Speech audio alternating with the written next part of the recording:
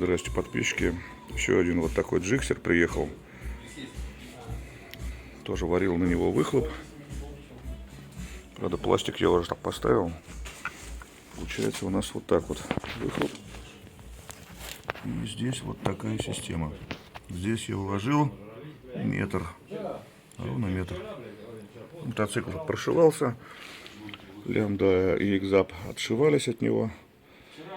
Сейчас там заведу, послушаем звук. Правда, микрофон, наверное, скорее всего, уйдет в аут.